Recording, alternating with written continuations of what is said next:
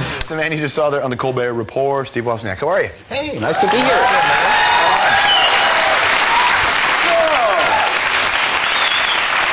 I try to be entertaining and make jokes with my friends all the time, but they see somebody like you who's so good at it. Oh, I'm just envious. Dude, I have writers. I can't do that.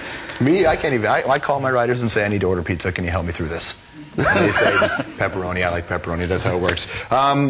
Okay, invented the personal computer, co-founder of Apple. For people who don't know your story or haven't had a chance to get the book yet, let's go back to that time. How did you, like, what are you doing? You're going to, hey, I have an idea. Let's take computers and bring them home. Well, my whole life had a lot of electronics direction and real incredible skills that were all coming in just by chance, partly by design, just to make that little product in that year. Mm-hmm. Once the parts got to the right price, we were going to have personal computers, and it was finding a formula that was very different than computers before, making it look like a typewriter and not like some big piece of equipment that should go in the network rack. And did you have any sense of what you were doing and what it was going to mean? We had a computer club, and this was the focus of my life. We talked about social ramifications when people had these tools. What year was this? What year was this? This was 1975. Okay, 75. Homebrew Computer Club, and we were talking about how the person who knew how to program and solve some problems at work was going to be more important than the CEO. He was going to be able to get more done than the big, huge, multi-million-dollar computers the company had and didn't know how to manage, and we really believed in this stuff. This drove us. I felt like I was using my skills as a designer to help the world get this tool. And did you know, though, that it was going to, like, in the garage and working on it with jobs in Apple, did you, because this is before people had PCs in their homes. It would be like today. Yeah. No. First of all, you can never really see the applications. You can never think of the day that you'll be able to have music on a computer. Mm-hmm. They started out with a much more infantile computer, closer to what they were like before. And we have things like killer apps. The first spreadsheet program let a small business person solve real problems in their life. In half a day, they could do more work than they could do in the rest of their life, all the years in the rest of their life, and that's really what made the things go. But when we were in the club, we were thinking, wow, people are going to use these computers the way we do. They're going to write programs to solve their problems. Mm-hmm. And everybody else stepped in and wrote the programs before them to sell it. And, for a lot of people who and certainly in the early days, looked at a lot of guys designing computers and thought, oh, just a bunch of geeks. Let me just show you this, okay? There's a picture of him and David Lee Roth. Good. From Van Halen. Well, I want to be thought of as a geek. I didn't want to start a company. I never wanted any... Well, that's the thing, right? Your first design for the personal computer you gave away? Yes, I actually passed out all of my circuits and all of my code and everything at the Homebrew Computer Club and said, here, build your own. You can build this little device with a bunch of chips that can actually run a computer language. So if you didn't want to start a company, how did Apple come to be in the way we know it? Well, first of all, Steve said, let's start a company to sell a PC board. It's a part of a computer. For $40, we'll sell the PC board, and that'll help people make them easier.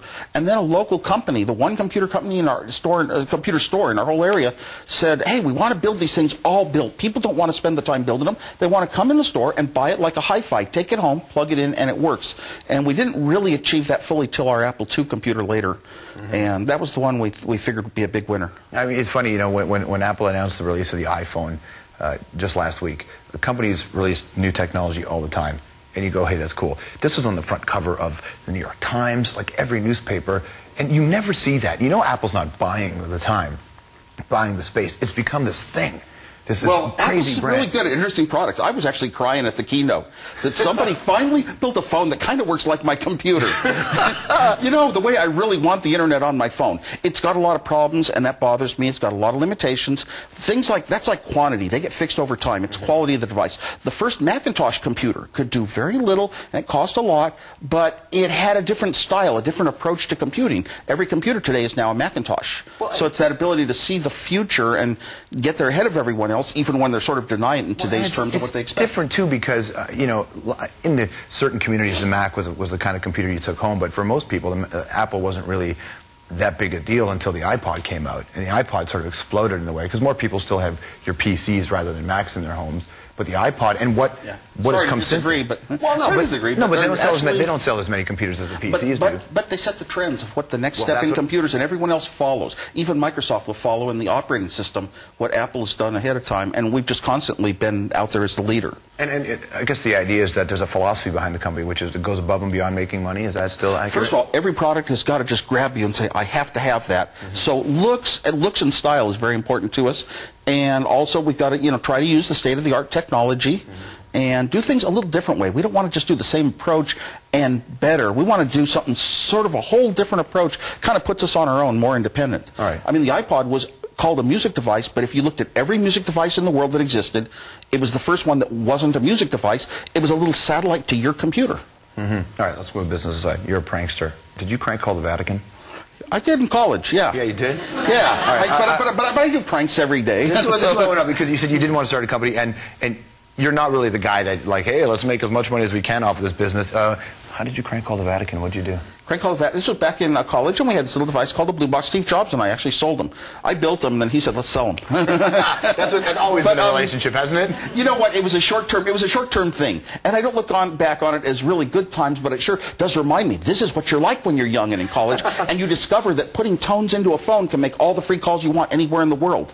So yeah, I called the Pope once and said I was, I made up an excuse, and I got to talk to the bishop who was going to be the translator. I heard you who'd you pretend to be, like Henry Kissinger? I pretended to be Henry. I said I was Henry Kissinger calling on behalf of Richard Nixon at the summit meeting in Moscow, and I didn't use an accent until I finally talked to the bishop, and the bishop said he'd actually just talked to Henry Kissinger. So they called to check it out. So wait a second, free long distance calling. So you were why everybody's downloading for free. You found a way around it. It's really funny. I had this personal philosophy that I would pay for my own phone calls and only use the phone box to explore the phone system and its flaws. And I was true to that. But looking back, I helped other people buy them and make their free calls. Did you give? So that was, and I'm not for it. Did you give Gorbachev and Bush a video game?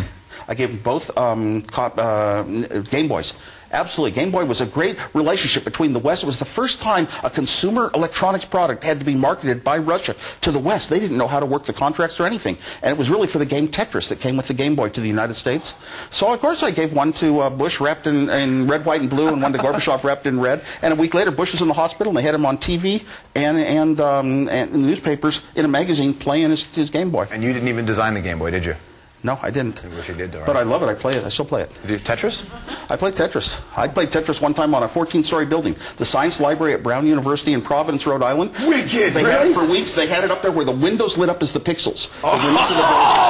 And the pieces came down across the street. You could play it on a computer. Amazing. One of the things, before we let you go, you get your book. It's called I Was Out There. You talk about making, your life story, all the things you've done, and also the Apple. And a lot of what you do is you have a philosophy in your business and the way you do it. I wanted to know, Apple's taking it on the chin these days for the digital rights management and copyright. And being a guy who's a part of this, part of the beginning of this and the development of Apple, what do you think about where we're going with respect to that? Because, iTunes has a lot of digital rights management. And I think that iTunes actually found a formula that works very well and satisfactorily for people, and that the business is doing well. I mean, sure, anybody can get around iTunes that wants to. It's not an extreme digital rights management. There's absolutely no way to crack it. It doesn't really interfere with your life that much.